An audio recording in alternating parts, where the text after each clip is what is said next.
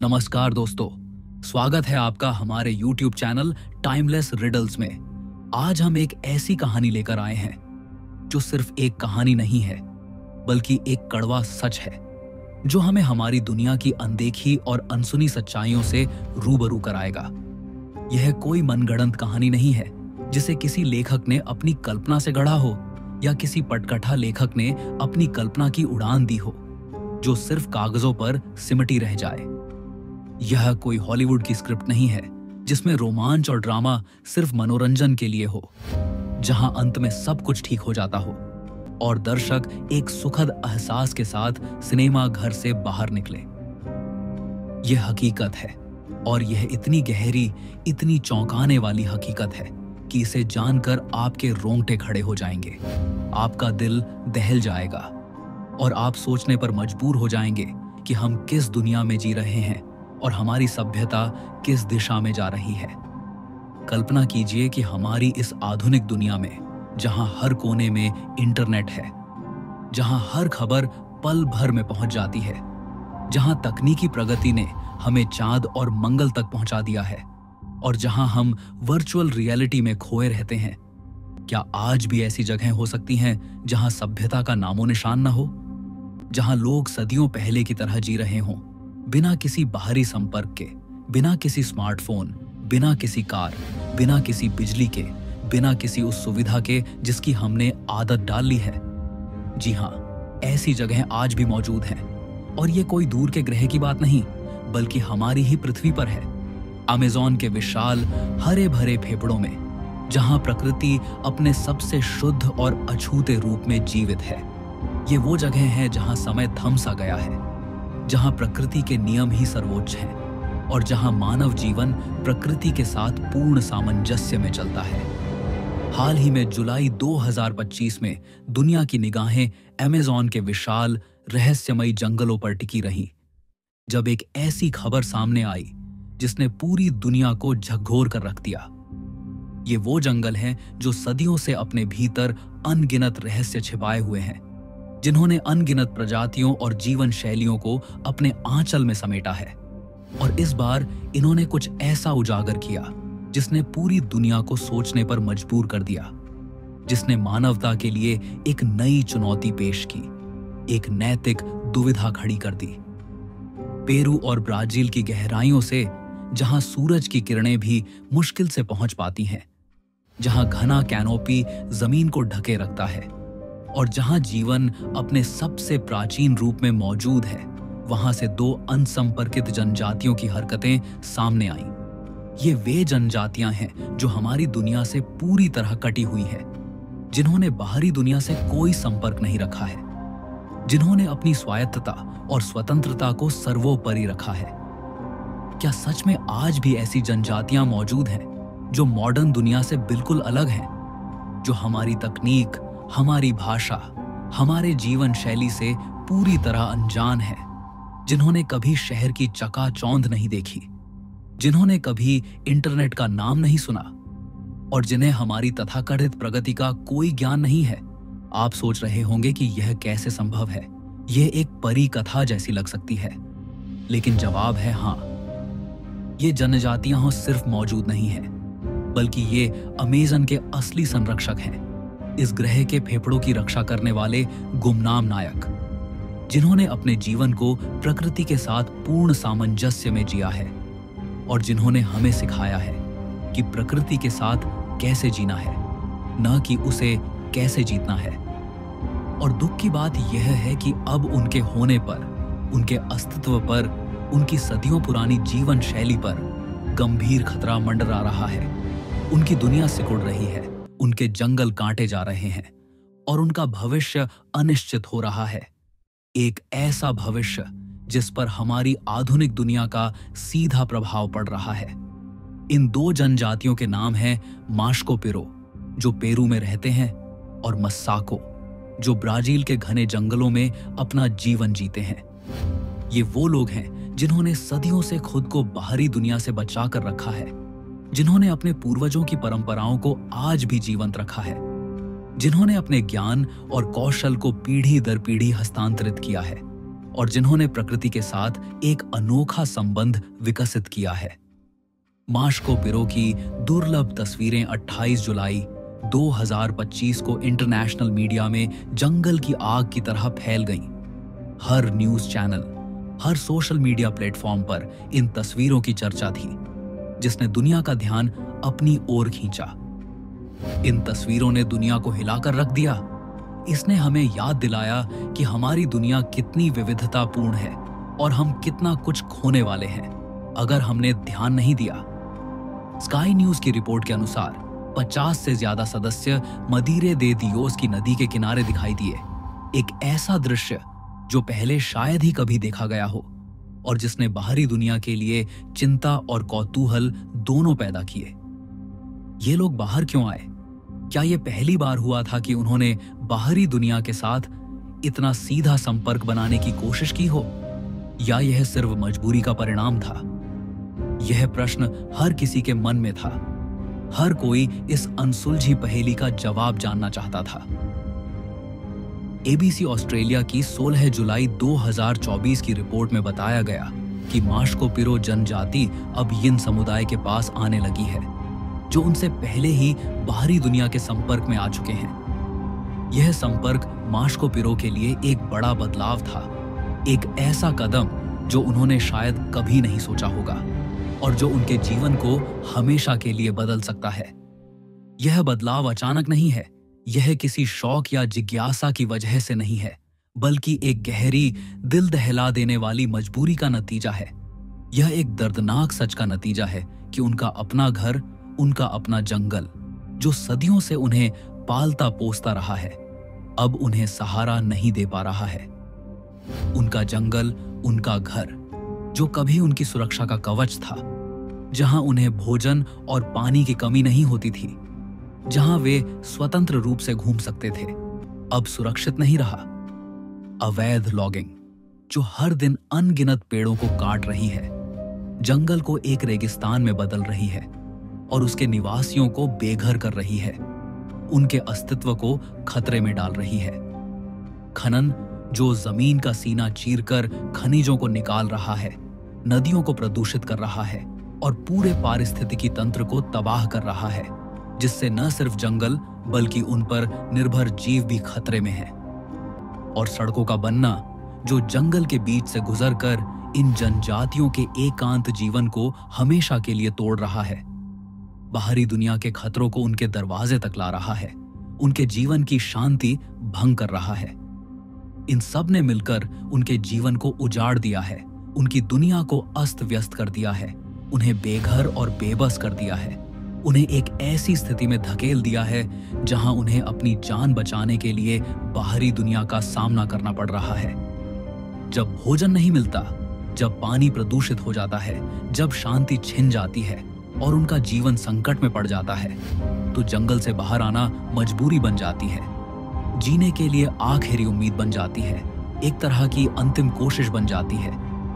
वे नदी किनारे आते हैं, भोजन मांगते हैं, अपनी बेबसी दिखाते हैं, बिना किसी से बात किए, बिना किसी को नुकसान पहुंचाए। वे सिर्फ जीवित रहने की कोशिश करते हैं, एक सम्मानजनक जीवन जीने की कोशिश करते हैं। फिर वे चुपचाप लौट जाते हैं अपनी दुनिया में, यह जानते हुए भी कि उनका हर बाहरी संपर्क कितना खतरनाक हो सकता है, कितना जानलेवा हो सकता है। लेकिन यह संपर्क, ये कुछ पल का बाहरी दुनिया से सामना उनके लिए जानलेवा हो सकता है।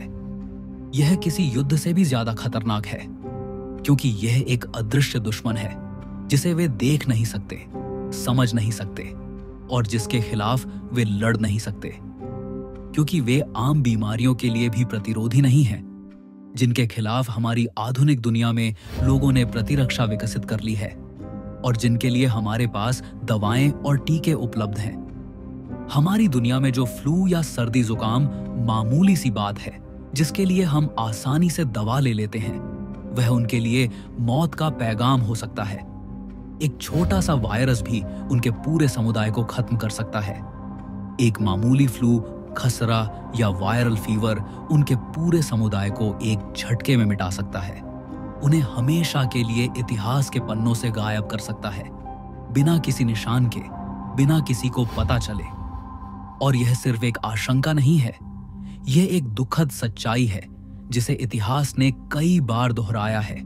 एक ऐसी कहानी जो हमें चेतावनी देती है। 20वीं सदी में जब पहली बार ऐसी जनजातियों से संपर्क हुआ तो कई जनजातियां केवल कुछ हफ्तों में खत्म हो गईं। उनकी आबादी 90% तक कम हो गई, सिर्फ कुछ बचे हुए लोग ही रह गए। उनका पूरा समुदाय, उनकी संस्कृति, उनके गाने, उनकी कहानियां, उनके रिवाज, उनकी भाषा, सब कुछ एक पल में लुप्त हो गया, जैसे कभी था ही नहीं। एक अमूल्य धरोहर हमेशा के लिए खो गई। सर्वाइवल इंटरनेशनल, जो इन जनजातियों के अधिकारों के लिए अथक रूप से काम करती है, उन्होंने सितंबर 2024 में चेतावनी दी कि माश्को पिरो के लिए यह समय संकट से भी ज्यादा गंभीर है। यह एक अस्तित्व का संकट है, एक ऐसी स्थिति जहां से वापसी मुश्किल हो सकती है।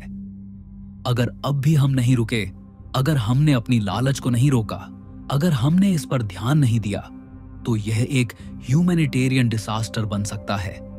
एक ऐसी त्रासदी जिसे रोकना हमारे हाथ में था, लेकिन हमने अपनी आंखें बंद कर ली, अपनी स्वार्थपरता में खोए रहे और इतिहास को दोहराने दिया।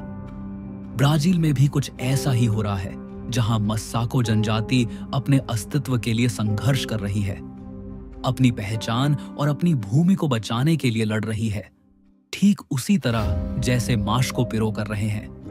जनवरी 2025 में फुनाई, जो ब्राजील की इंडिजिनस अफेयर्स संस्था है, उन्होंने ट्रेल कैमरों से ली गई तस्वीरें पब्लिक की, जो दुनिया के सामने मस्साको जनजाति का पहला ठोस सबूत थी और जिसने इस जनजाति के अस्तित्व की पुष्टि की। इन तस्वीरों ने दुनिया को एक और अनसुने समुदाय से रूबरू कराया, जो अपने ही घर में अजनबियों की तरह जी रहे हैं और जिन्हें बाहरी दुनिया से खतरा महसूस हो रहा है। इनमें मस्साको जनजाति के पुरुष सदस्य दिखाई दिए, धनुष बाण लिए हुए, सतर्क और जंगल की रक्षा में लगे हुए। उनकी आंखों में अपनी भूमि को बचाने का संकल्प साफ दिख रहा था। वे किसी भी कीमत पर अपनी जमीन नहीं छोड़ना चाहते थे। वे सिर्फ अपनी जमीन की नहीं, बल्कि उस जीवन शैली की रक्षा कर रहे थे जो उन्होंने सदियों से अपनाई है। एक ऐसी जीवन शैली जो प्रकृति के साथ पूर्ण सामंजस्य में है और जो हमें सिखाती है कि कैसे जीना है। द गार्डियन ने 22 दिसंबर 2024 को रिपोर्ट किया कि मस्साको जनसंख्या अब 200 से ज्यादा हो चुकी है, जो एक सकारात्मक संकेत था, क्योंकि यह दिखाता है कि नो कॉन्टैक्ट नीति प्रभावी हो सकती है। यह 1990 के दशक की तुलना में दुगुनी है, जो एक उम्मीद जगाता है कि इन जनजातियों को बचाया जा सकता है। यह फुनाई की नो कॉन्टैक्ट नीति की सफलता का संकेत माना गया, एक ऐसी नीति जिसका मकसद इन जनजातियों को बाहरी दुनिया के हस्तक्षेप से बचाना था और उन्हें अपनी मर्जी से जीने देना था, बिना किसी दबाव के। लेकिन खतरे अब भी कम नहीं हुए हैं, बल्कि और भी गंभीर हो गए हैं। बाहरी दुनिया का दबाव लगातार बढ़ रहा है और इन जनजातियों के लिए चुनौतियां बढ़ती जा रही हैं। खनन, खेती, लॉगिंग और बाहरी घुसपैठ लगातार जारी है, जंगल के भीतर तक पहुंच रही है, उनके शांतिपूर्ण जीवन को भंग कर रही है और उनके संसाधनों को छीन रही है। जनवरी-फरवरी 2025 में यह देखा गया कि उनके इलाके में लगातार ट्रकों और मशीनों की आवाजाही बढ़ी है, जो इस बात का सबूत है कि घुसपैठिए उनके घरों के और करीब आ रहे हैं, उनकी सुरक्षा को सीधे तौर पर खतरा पहुंचा रहे हैं और उन्हें अपने घर से बेदखल कर रहे हैं। ऐसे में ब्राजील सरकार ने 3 फरवरी 2025 को डिक्री नंबर 12373/2025 जारी किया। यह एक महत्वपूर्ण कदम था, एक कानूनी बचाव जो इन जनजातियों को सुरक्षा प्रदान कर सकता था और जो उन्हें अपनी भूमि पर अधिकार दिला सकता था। इस आदेश ने फुनाई को नया कानूनी अधिकार दिया कि वे गैर आदिवासियों को उनके क्षेत्र से बाहर निकाल सकते हैं, उन्हें उनकी भूमि पर अतिक्रमण करने से रोक सकते हैं और उन्हें दंडित कर सकते हैं। वे उनके उपकरण जब्त कर सकते हैं, जिससे अवैध गतिविधियों को रोका जा सके और जंगल को और नुकसान होने से बचाया जा सके। और अवैध निर्माणों को बलपूर्वक गिरा सकते हैं जो जंगल को नुकसान पहुंचा रहे हैं और इन जनजातियों के जीवन को खतरे में डाल रहे हैं। यह आदेश एक उम्मीद की किरण लेकर आया है, लेकिन क्या यह काफी होगा? क्या एक कागज का टुकड़ा उन ताकतों को रोक पाएगा जो लालच और स्वार्थ से प्रेरित हैं, जो पैसे के लिए कुछ भी करने को तैयार हैं? क्या यह कानून वास्तव में जमीन पर लागू हो पाएगा, या यह सिर्फ एक कागजी कार्रवाई बनकर रह जाएगा? मस्साको जनजाति भी खुद अपनी सुरक्षा के लिए सजग है। वे सिर्फ सरकार या किसी संस्था पर निर्भर नहीं हैं। वे अपनी जमीन की रक्षा के लिए हर संभव उपाय कर रहे हैं, अपने पारंपरिक ज्ञान और कौशल का उपयोग कर रहे हैं जो उन्होंने सदियों से सीखा है। वे स्पाइक्स लगाते हैं जिनसे टायर या इंसानों को चोट लग सकती है, एक तरह का चेतावनी संकेत कि उनके इलाके में घुसपैठ न करें और उन्हें अकेला छोड़ दें। वे परंपरागत हथियारों से लैस रहते हैं, हर पल तैयार अपने घर की रक्षा के लिए, अपनी गरिमा को बचाने के लिए और अपनी स्वतंत्रता को बनाए रखने के लिए। उनकी भाषा, उनकी परंपरा और उनका जीवन आज भी शून्य बाहरी संपर्क पर आधारित है। यह उनके अस्तित्व का आधार है, उनकी पहचान का मूल। यह सिर्फ एक पसंद नहीं है, बल्कि सदियों के अनुभवों का नतीजा है, उन दर्दनाक यादों का नतीजा है जो उन्होंने झेली हैं और जो उन्हें बाहरी दुनिया से दूर रहने पर मजबूर करती हैं। उनका इतिहास बहुत पीड़ादायक रहा है, जिसे सुनना भी मुश्किल है और जिसे पढ़कर हमारी आंखें नम हो जाती हैं। 19वीं और 20वीं शताब्दी में जब पहली बार बाहरी दुनिया से संपर्क हुआ तो उन्होंने बीमारी, गुलामी और हत्या झेली। एक ऐसा अत्याचार जिसे शब्दों में बयां करना मुश्किल है। उनके समुदाय के कई लोग मारे गए, उनकी जमीनें छीन ली गईं, उनकी परंपराएं तोड़ी गईं, उन्हें उनकी पहचान से वंचित करने की कोशिश की गई और उन्हें उनकी ही भूमि पर बेगाना बना दिया गया। इन दर्दनाक अनुभवों ने उन्हें दुनिया से कटे रहने पर मजबूर किया, खुद को बचाने के लिए, अपनी संस्कृति को जीवित रखने के लिए और अपनी स्वतंत्रता को बनाए रखने के लिए। और शायद उन्होंने सही किया, क्योंकि आज भी बाहरी दुनिया उनके लिए खतरा ही बनी हुई है, भले ही हमारी मंशा अच्छी हो या बुरी।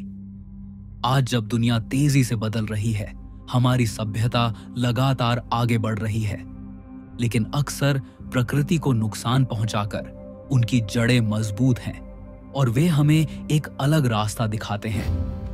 वे प्रकृति के साथ जीते हैं, उसके नियमों का पालन करते हैं, बिना उसे नुकसान पहुंचाए। वे प्रकृति के संतुलन को बनाए रखते हैं और हमें सिखाते हैं कि कैसे एक स्थायी जीवन जिया जा सकता है। उनकी शिकारी विधियां, पौधों का उनका गहरा ज्ञान और उनका जीवन दर्शन अमेजन की आत्मा है, उसकी असली पहचान है, उस जगह की जहां जीवन अपने सबसे विविध रूप में मौजूद है और जहां प्रकृति का हर रूप पूजनीय है। लेकिन अफसोस, इसी आत्मा को अब कुचला जा रहा है। विकास के नाम पर, मुनाफे के नाम पर, हमारी बढ़ती जरूरतों के नाम पर। विकास के नाम पर जंगल काटा जा रहा है, पेड़ों को बेदर्दी से गिराया जा रहा है, जिससे अनगिनत प्रजातियों का घर छिन रहा है और पारिस्थितिकी तंत्र तबाह हो रहा है। खनिजों के लिए जमीन खोदी जा रही है, जिससे नदियों का पानी प्रदूषित हो रहा है और जंगल का पारिस्थितिकी तंत्र बिगड़ रहा है, उसका संतुलन टूट रहा है और नदियां जहरीली हो रही हैं। सड़कें बनाई जा रही हैं और लॉगिंग कंपनियां बेशर्मी से उनके क्षेत्र में घुस रही हैं, उनकी शांति भंग कर रही है, उनके अस्तित्व को खतरे में डाल रही है, उन्हें अपने ही घर में बेगाना बना रही है और उन्हें अपनी भूमि से विस्थापित कर रही है। स्काई न्यूज की 28 जुलाई 2025 की रिपोर्ट में इस स्थिति को इमरजेंसी फॉर सर्वाइवल कहा गया, जो इस बात का संकेत है कि समय हाथ से निकला जा रहा है और हमें तुरंत कुछ करने की जरूरत है, इससे पहले कि बहुत देर हो जाए। सर्वाइवल इंटरनेशनल ने इसे संस्कृति की हत्या बताया है, क्योंकि यह सिर्फ लोगों का मरना नहीं, बल्कि एक पूरी जीवन शैली, एक पूरी सभ्यता का मिटना है, एक ऐसी विरासत का खत्म होना जिसे सदियों से संजोया गया था और जिसे हमें बचाना चाहिए। मीडिया चुप है, या कम से कम जितनी आवाज उठानी चाहिए उतनी नहीं उठ रही है, जबकि यह एक वैश्विक संकट है, एक ऐसा मुद्दा जिस पर पूरी दुनिया को ध्यान देना चाहिए। सरकारें कागज पर नीति बना रही हैं, वादे कर रही हैं, लेकिन जमीन पर असर कम है। उनकी नीतियां अक्सर कार्यान्वयन में विफल रहती हैं और सिर्फ कागजों तक ही सीमित रह जाती है। ये नीतियां अक्सर कागजों तक ही सीमित रह जाती हैं और उनका पालन नहीं हो पाता, जिससे इन जनजातियों को कोई वास्तविक सुरक्षा नहीं मिल पाती और वे खतरों का सामना करते रहते हैं। इस सब के बीच ये जनजातियां चुपचाप अपने अस्तित्व के लिए लड़ रही हैं, अपनी जड़ों को बचाने के लिए संघर्ष कर रही हैं। एक ऐसी लड़ाई जो उन्होंने नहीं चुनी बल्कि उन पर थोपी गई है। उनकी चुप्पी में एक पुकार है, एक ऐसी पुकार जिसे हमें सुनना चाहिए, जिसे हमें अनसुना नहीं करना चाहिए और जिस पर हमें कार्रवाई करनी चाहिए। यह एक पुकार है जंगल की रक्षा के लिए, उस हरियाली की रक्षा के लिए जो इस ग्रह को सांस लेने में मदद करती है, जो हमारे और आपके जीवन के लिए जरूरी है और जो हमें शुद्ध हवा और पानी देती है। यह एक पुकार है अपनी पहचान की रक्षा के लिए, उस अनोखी संस्कृति की रक्षा के लिए जो सदियों से चली आ रही है, जो मानव इतिहास का एक महत्वपूर्ण हिस्सा है और जिसे बचाना हमारी नैतिक जिम्मेदारी है। यह एक पुकार है स्वतंत्रता की, अपनी जमीन पर आजादी से जीने की, बिना किसी बाहरी हस्तक्षेप के, बिना किसी दबाव के। यह एक पुकार है संस्कृति की, उसे बचाए रखने की, उसे खत्म होने से रोकने की और उसे आने वाली पीढ़ियों के लिए संरक्षित करने की।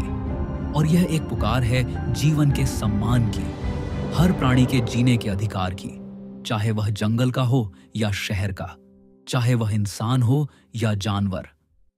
अब यह हम सब पर है कि क्या हम इस पुकार को सुनेंगे, क्या हम जागेंगे और इन जनजातियों को बचाने के लिए कुछ करेंगे, या हम सिर्फ देखते रहेंगे और उन्हें अपने भाग्य पर छोड़ देंगे, या फिर इतिहास की तरह एक और संस्कृति को खामोशी से मिटते हुए देखेंगे, सिर्फ अपनी लालच और लापरवाही की वजह से, और बाद में पछतावा करेंगे जब बहुत देर हो चुकी होगी। अगर आपने यह वीडियो यहां तक देखा है तो आप उनमें से हैं जो सच्चाई जानना और उसे आगे बढ़ाना चाहते हैं, जो सिर्फ दर्शक नहीं बल्कि बदलाव लाने वाले हैं, जो इस दुनिया को बेहतर बनाना चाहते हैं और जो अन्याय के खिलाफ खड़े होते हैं। इसलिए हम आपसे विनती करते हैं, इस वीडियो को लाइक करें, इसे अपने दोस्तों और परिवार के साथ शेयर करें ताकि यह संदेश दूर दूर तक पहुंच सके और ज्यादा से ज्यादा लोग इस गंभीर मुद्दे के बारे में जान सकें और इस पर चर्चा कर सकें। और ऐसे ही गहरे अनसुने रहस्यों के लिए, उन कहानियों के लिए जो आपको सोचने पर मजबूर करें, जो आपको हमारी दुनिया के अनदेखे पहलुओं से रूबरू कराए और जो आपको कुछ नया सिखाए, हमारे चैनल टाइमलेस रिडल्स को सब्सक्राइब करें। हम फिर मिलेंगे एक और रहस्य के साथ, एक और अनसुनी कहानी के साथ, जो आपको हमारी दुनिया के बारे में एक नया दृष्टिकोण देगी और जो आपकी जिज्ञासा को शांत करेगी।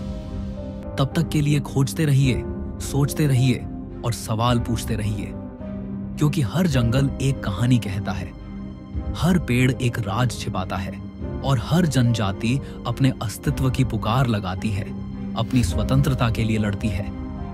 सवाल सिर्फ इतना है, क्या हम उसे सुन पा रहे हैं? क्या हम तैयार हैं उस पुकार को सुनने के लिए जो प्रकृति और उसके असली बच्चे लगा रहे हैं? और क्या हम उस पर कार्रवाई करने के लिए तैयार हैं? यह हम पर निर्भर करता है कि हम इतिहास में कैसे याद रखे जाएंगे। क्या हम उन लोगों में होंगे जिन्होंने देखा और कुछ नहीं किया, या उन लोगों में जिन्होंने बदलाव लाने की कोशिश की? सोचिए और निर्णय लीजिए, क्योंकि समय कम है। मिलते हैं अगले वीडियो में। जय हिंद।